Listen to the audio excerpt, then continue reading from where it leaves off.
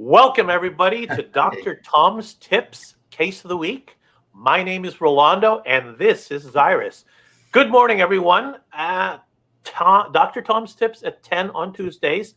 Today, what Dr. Hirsch is going to cover with us is using Isolite and implant restorations. Good morning, Dr. Hirsch. How the heck Good morning, Rolando. Hi, everybody. So today what we're going to speak about is what I learned from that.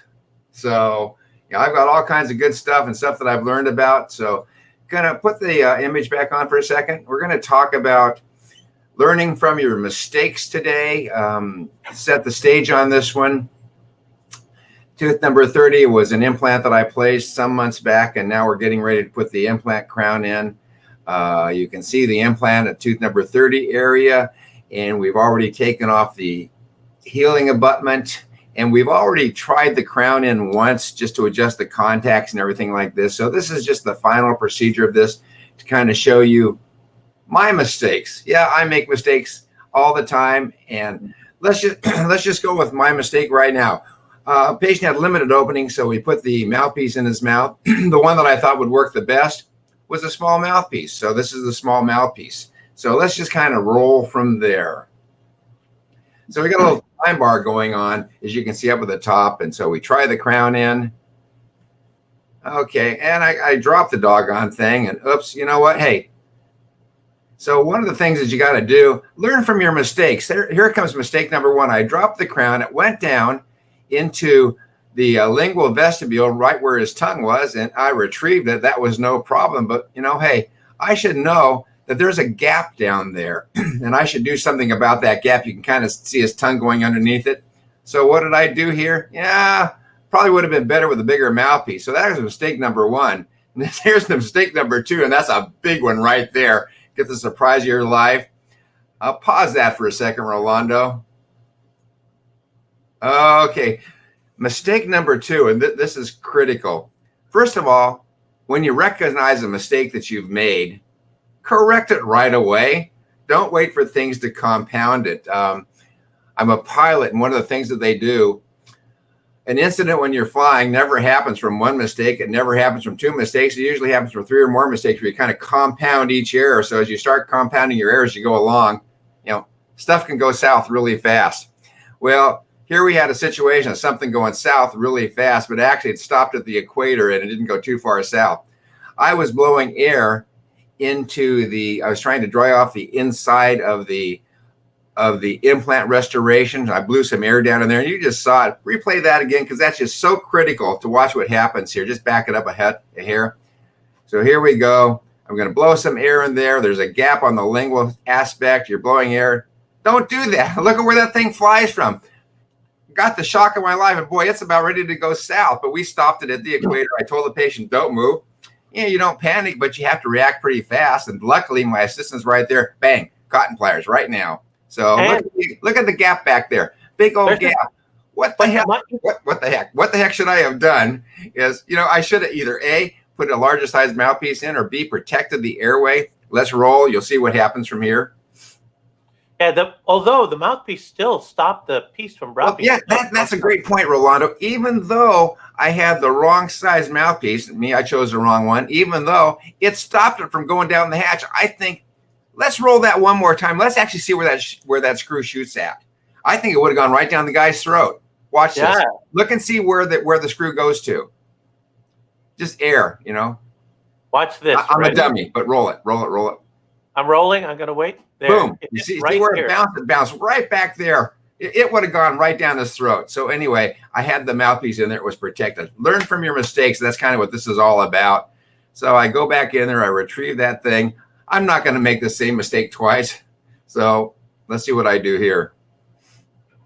First of all, I'm not going to blow any air into the canal, number one. But number two, yeah, let's stick a cotton roll back there. And actually, I should have even put a gauze square way in the back, because there's still a little tiny gap at the back on the bottom behind the second molar.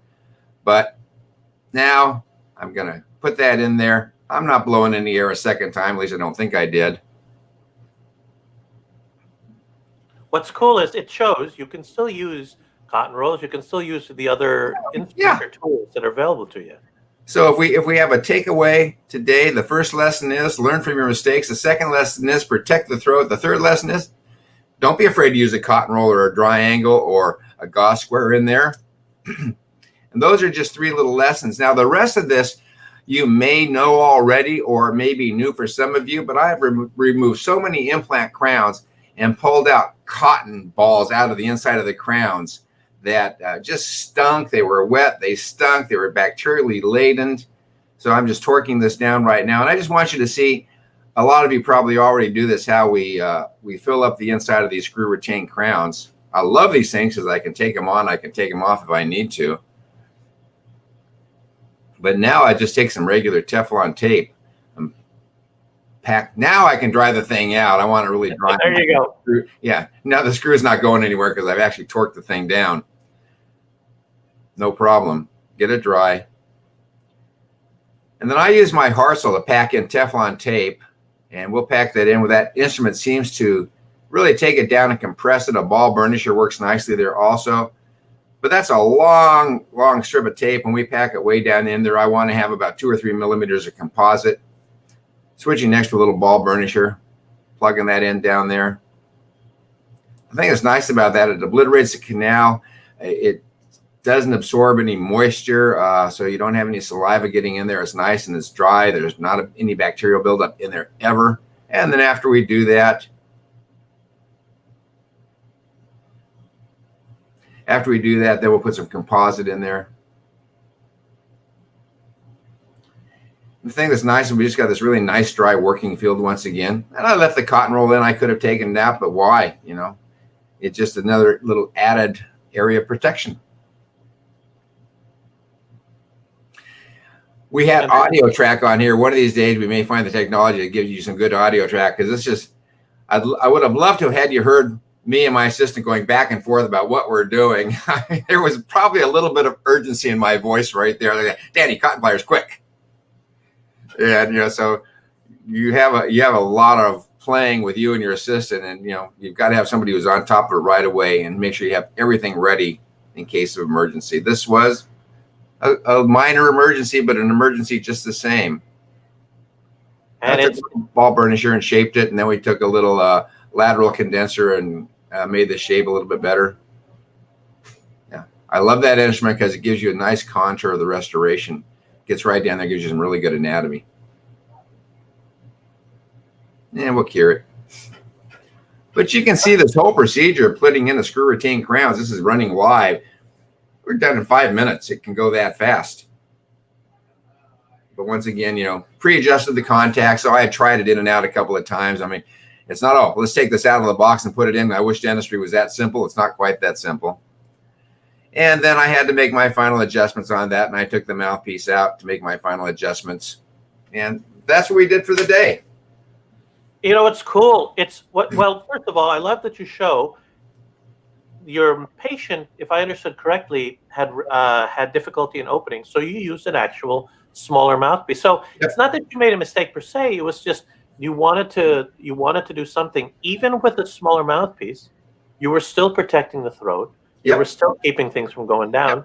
Plus, you didn't have to throw it away. You could have just added a cotton roll once you saw it. So that's a great point. I didn't have to throw it away. Had I been thinking ahead and really thinking about this thing, what I would have done is I would have taken a medium DV mouthpiece. I would have cut the top part off of that thing to get it in, and it could have gone in and really protected the throat that way. But even so, you know, it would have gone in easier, but then I still would have had to use cotton or gauze square to block things off. So don't be afraid to use everything in your arsenal to help you out here. If you see a gap, something's always going to fall into the gap. Right. Got a crack or an opening, something's going to go in there. And you shared with me once that there's so much variability in the anatomy and morphology of the mouth that although you design the mouthpieces to fit the broadest cross section of patients, there are always going to be variables, and that's what you use cotton rolls. That's what you use some of the other things that you need to cover any gaps. And exactly. I mean, I like how it didn't go down the hatch. That would have been. That's the thing. I mean, you know, I've got the patient lied back at, you know, probably almost supine, and you know, things go south, and we don't want it to go too far south. And thank God we have the mouthpiece there as an equator barrier, so it didn't go all the way south, if you know what I mean. Awesome. Well, Makes for a bad day. well, thank you. Learn love that from you're your, the point being, we all goof, we all make little minor mistakes. We want to make sure that the minor mistakes that we make don't add up and become major mistakes. Could have been a major mistake. I mean, the first indication, hey, the crown fell off, or the crown, I was trying to put that in. It fell into the lingual vestibule. There's your first indication. Okay, there's a gap right there. Do something about it. And you're not thinking about doing something about it until the second mistake happens. Like I said, the second mistake happens, I blew that screw out. Yeah, you saw that was much worse of a scenario than just the crown falling down there. And if I had not corrected that, the third mistake could have been the nail in the coffin, so to speak. Well, I love the fact that as our inventor, as the person who designed this, you're willing to share that. Thank you so much for doing that. Thank you for sharing your cases. I love it.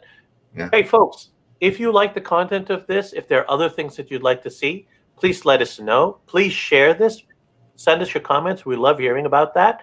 As usual, next week on Tuesday at 10, you will see another Dr. Tom's Case of the Week. Yeah. Thank you I so have much. no idea what it's going to be either, because I haven't shot a video yet. I just have to see what, these just pop up during the week. It says, oh, this will be interesting. Let's shoot this. So that's why you get what you get. And sometimes there may be multiple videos of implant situations. Sometimes there may be surgical situations. Sometimes there are going to be extractions.